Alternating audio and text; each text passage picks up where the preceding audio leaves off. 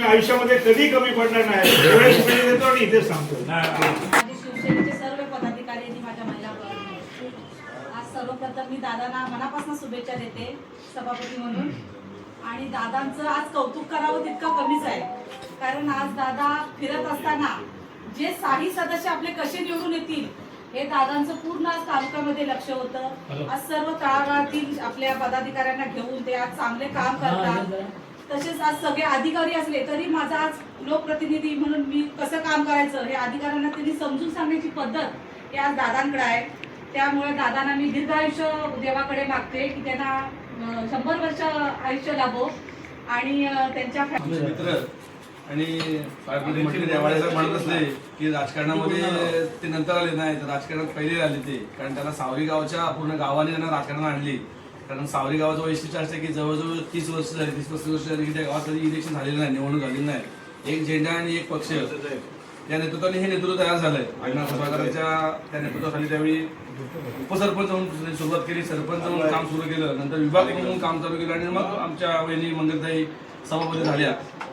आणि त्यानंतर त्या प्रशासकीय सेवेत निघून गेल्या, पोलीस पाटील म्हणून किंवा त्यांच्या त्या घरच्या देशात करायला लागल्या आणि मग राजकारणात पूर्ण वेळ आपल्या बंड्याने वेळ दिला आणि सगळ्याचा प्रताप घोसाळकर यावेळी स्वतः सगळ्याचा लाडक्या बंड्या म्हणून अख्या तालुक्यामध्ये त्यांनी संघटना एकत्र केली। कारण काही असे प्रसंग शिवसेनेवरती आले होते अगदी योग्य जणांवरती प्रसंग आले, पक्षात राहतील की नाही किंवा अपक्ष किंवा आमच्या सगळे प्रसंग आले, पण अशा वेळी तालुका प्रमुखांनी चांगली खंबीर भूमिका घेतली आणि तालुका संघटना एकत्र आणून सर्व तालुका 100% शिवसेनेवर करावा या उद्देशाने सगळ्यांना सोबत येऊन त्याच काम करतायत। मी आज ते जिल्हा परिषद सदस्य झालेले आहेत, भविष्यामध्ये त्यांच्याकडे जिल्हा परिषद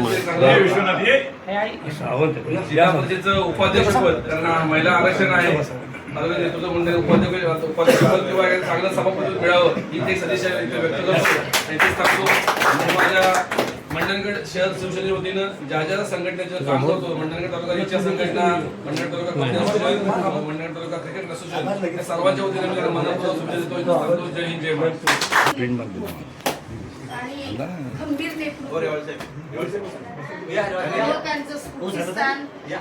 तालुका प्रमुख तथा जिल्हा परिषद सदस्य की ज्यांनी जिल्ह्यामध्ये विक्रमी मताधिक्य मिळवून यश संपादन केलेलं आहे, ते आमचे सर्वांचे लाडके दत्तादादा घोसाळकर साहेब वाढदिवसानिमित्त आपण सगळे जमलेलो आहोत।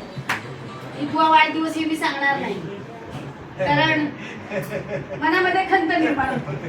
इतवा वाढदिवस सांगणार नाही, असेच अनेक वाढदिवस साजरे करण्याची आम्हाला संधी मिळो हीच फक्त ईश्वरचरणी प्रार्थना करेन।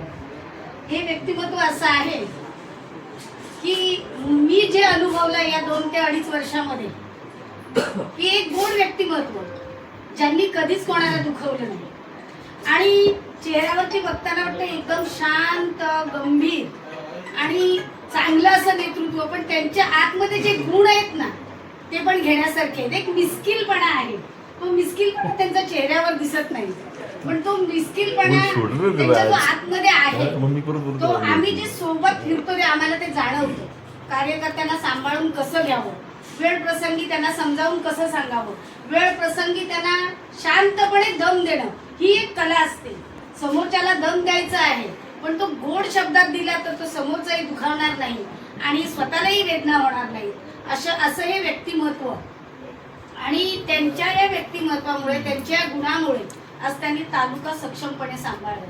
दादांच्या नेतृत्वाखाली काम करत असताना दादांची प्रतिकृती असं आम्हाला वाटतं की दादांच्या नंतर तालुका कसा सांभाळायचा। दादा मुंबईत असतात, परंतु इथे तालुका सांभाळणं, प्रत्येक कार्यकर्त्याला न्याय देणं हा असे एक गुण फोन उचलत नाही, पण त्याच्या पाठी सुद्धा काहीतरी कारण असतात ही आपण सांभाळून कारण आम्ही जे पाहतो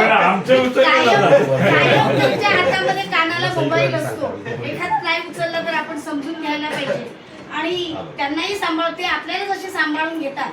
कारण मी पक्षामध्ये आल्यापासून मला फरक असं वाटलं नाही। या ज्या 3 व्यक्तींनी मला आणलं त्याच्यामध्ये आमचे तालुका प्रमुख, आमचे विभाग प्रमुख संजयजी शेट्टी साहेब आणि आमचा छोटा जो एक तालुक्याला चांगलं उमदं नेतृत्व मिळालेलं आहे तो आमचा सिद्धेश आणि त्यांच्याबरोबर वावरत आमचे इरफान भाई यांच्याबरोबर वावरत असताना एक वेगळी जाणीव निर्माण झाली की महिलांचा सन्मान कसा करावा, महिलांबरोबर आदराने कसं वागावं, हा जो त्यांच्यामध्ये गुण आहे. तर प्रमुखामध्ये जर गुण असेल तर तो इतर कार्यकर्त्यांमध्ये उतरतो आणि त्याचप्रमाणे म्हणून त्या स्वभावाने आज त्यांना विजयापर्यंत पोहोचवलं.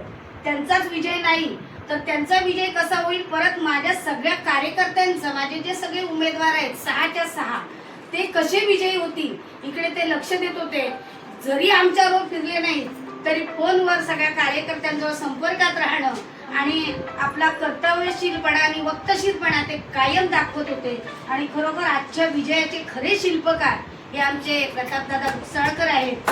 आणि खरोखर मी ईश्वरचरणी नम्र प्रार्थना करेन की अशा या व्यक्तिमत्वाला उंच उंच भरारी घेण्यासाठी त्यांच्या पंखामध्ये यशाचं बळ दे असं ईश्वरचरणी प्रार्थना करेन आणि त्यांना खूप खूप शुभेच्छा देते.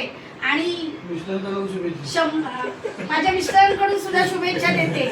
आणि